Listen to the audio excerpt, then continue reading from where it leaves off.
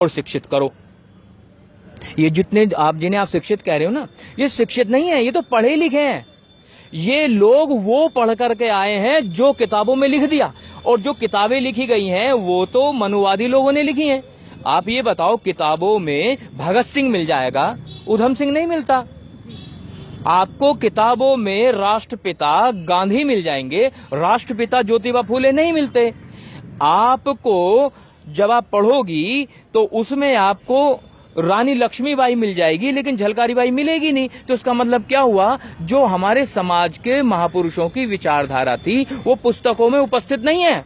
और वो जो पुस्तकें हैं, जो पुस्तकें लिखी गई हैं, वो मनुवादी लोगों के द्वारा लिखी गई हैं। तो ऐसे में जो हमारे लोग हैं वो शिक्षित नहीं है, वो पढ़े लिखे हैं। पढ़े लिखे कुछ इस कदर हैं, इतने पागल हैं। देखो क्या लिखा और इन्होंने क्या पढ़ा। पढ़े लिखों की बात बताता हूं, जो मूर्ख पागल पाखंडी। किताबों में लिखा कि एक राजा थे, उनका नाम था राजा जनक। राजा जनक के यहाँ कोई भी संतान नहीं थी, तो राजा जनक को ऋषियों ने कहा कि अगर राजा रानी मिलके दोनों हल चलाएंगे तो इन्हें संतान की उत्पत्ति हो जाएगी। तो इन पढ़े लिखे से पूछो कि हल चलाने से संतान उत्पत्ति होती है कभी? उन्होंने मान लिया नहीं, ये ठीक बात है, एकदम सही कह रहे हैं। और राजा रानी हल चलाने लगे। अब वो हल चला रहे थे, हल चलाते चलाते वो हल एक जगह अटक गया। बड़ा जोर लगाया, हटा ही नहीं। फिर वहां गड्ढा खोदा तो देखा कि उसमें एक मटका निकला, घड़ा। अब घड़ा निकाला तो देखा घड़े में कन्या भी है। अब घड़े को फोड़ के कन्या निकाल ली और उस कन्या का नाम रखा गया सीता। और जितने भी ये पाखंडी पढ़े लिखे घूम रहे हैं, इन सब लोगों ने स्वीकार कर लिया। लेकिन मैं तो पागल हूं ना, मेरी बुद्धि में नहीं आया। मैं अपने आप से सवाल पूछ रहा हूं कि बच्चे अब खुदाई में निकलेंगे? बच्चे ना हो गए, ये हड़प्पा संस्कृति के खुदाई में निकलने वाली चीजें हो गई। बच्चा ना हो गया आलू हो गया, बच्चा ना हो गया मूली हो गया, जो खुदाई में निकल रहा है। इतनी मूर्खता, इतना पागलपन। ऐसे ही ये वो है जो इन्होंने लिख दिया और हम लोगों ने पढ़ लिया। ये बाकायदा लिखी हुई है किताबों में, इन मूर्खों ने लिखी है। एक कहानी और लिखी इन्होंने। एक ऋषि हुआ करता था, उसका नाम था ऋषि दुर्वासा। अब वो कुंती जहां रहती थी, कुंती राजा की बेटी थी, तो आए वहां, तो कुंती ने बड़ी सेवा करी उसकी। अब जब सेवा की तो वो कहने लगा, ऋषि बेटी मैं तेरे को मंत्र देकर जाऊंगा, और मंत्र ऐसा है जैसे वो मंत्र पढ़ेगी तो जिस देवताओं को तो बुलाना चाहिए आ जाएगा। तो ठीक है साहब, दे दो। उसने मंत्र दे दिया। अब किसी को कोई नई चीज मिले तो बड़ा खुश होता है, उसका इस्तेमाल करके देखे। नया मोबाइल आए तो मन करता है बार बार उसके बटन दबाए, तो उसे भी नया मिल गया वो। अब उसने वो मंत्र पढ़ दिया। मंत्र क्या पढ़ गया, वो तो ऐसे स्मार्टफोन हो गया कि विजेट खुल गए। बताओ कौन से देवता को बुलाना है? इंद्र को बुलाना है, वायु देवता को बुलाना है, वरुण को बुलाना है। अब उसने गलती से सूर्य देवता को बुला लिया। अब सूर्य देवता वहां प्रकट हो गए। सूर्य देवता आकर कह रहे, मतलब सूर्य, ये जो सूर्य दिख रहा है, सूर्य वहां पर आगे कह रहे हैं बता बेटा क्या चाहिए। जी भाऊजी मैं तो वैसे ही बुला रही थी, मैंने तो वैसे ही मंत्र पढ़ना, वैसे कुछ नहीं। अब तो मैं आ गया, मैं तुम्हें कुछ दे के जाऊंगा। कहूँ देखो साहब, दे के क्या जाओगे, मुझे तो माफी कर दो, गलती हो गई मुझसे। कि नहीं मैं तुझे पुत्र दे करके जाऊंगा। ओ भैया, ओ भाऊजी मेरी तो शादी भी नहीं हुई, तो मुझे पुत्र तो क्या कैसे? अरे इंतजाम सब हो जाएगा।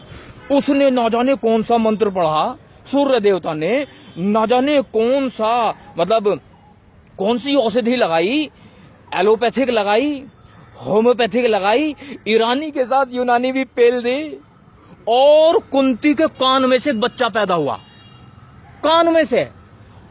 और उस बच्चे ने कवच और कुंडल पहन रखे थे और उसका नाम रखा गया कर्ण। तो मैं ये पूछ रहा हूं भाई, पढ़े लिखे लोगों, पागलों, मतलब बच्चों ने पैदा होने की जगह बदल दी। मतलब कहीं तो कुछ तो पागलपन की कोई तो सीमा हो, मतलब मूर्खता की कोई तो हद हो। कान में से बच्चे पैदा हो रहे हैं। मुझे तो ये बात बर्दाश्त ना बर्दाश्त काबिल है कि जो है कान में से कैसे हो जाएगा। तो मतलब इन लोगों ने तो जो नेचुरल प्रोसेस है वही खत्म कर दिया। इन्होंने निषेचन क्रिया ही खत्म कर दी, सब खत्म। तो मैं ये कहना चाह रहा हूं, जो पढ़े लिखे लोग हैं, जो समझदार लोग हैं, इन्हें कम से कम विज्ञान पे भरोसा होना चाहिए। इन्हें भरोसा होना चाहिए अपनी मस्तिष्क पर, क्योंकि बुद्ध ने कहा है किसी बात को इसलिए मत मानो कि वो किताबों में लिखी है, किसी बात को इसलिए भी मत मानो कि जो है बड़े बुजुर्ग कह रहे हैं, किसी बात को इसलिए मत मानो कि आसपास की दुनिया कह रही है, किसी बात को इसलिए मानो कि आपकी बुद्धि की कसौटी पर सही उतरती तो मान लो, और अगर बुद्धि की कसौटी पर सही नहीं उतरती तो मानना बिल्कुल मूर्खता है। तो इसे जो आपने कहा ना जैसे पढ़े लिखे लोग ज्यादा मान रहे हैं, हाँ मान रहे हैं, क्योंकि उन्होंने वो पढ़ा है जो दूसरे मनुवादियों ने लिखा है।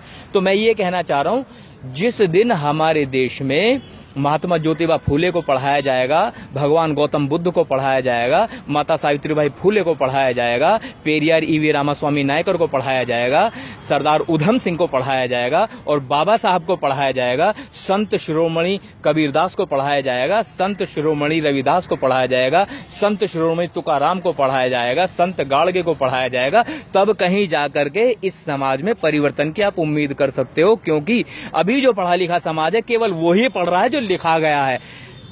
अभी तो हमारे समाज में लिखने वाले ही पैदा नहीं हुए। मैं तो निवेदन करूंगा आपके चैनल के माध्यम से, जितने भी अपने आप को विद्वान समझते हो कि लिखना शुरू करो, इतिहास बदलो। इस देश का जो सच्चा इतिहास है वो सबके सामने आना चाहिए, ताकि हमारे समाज के लोगों को हमारे महापुरुषों की विचारधारा के बारे में पता लग सके।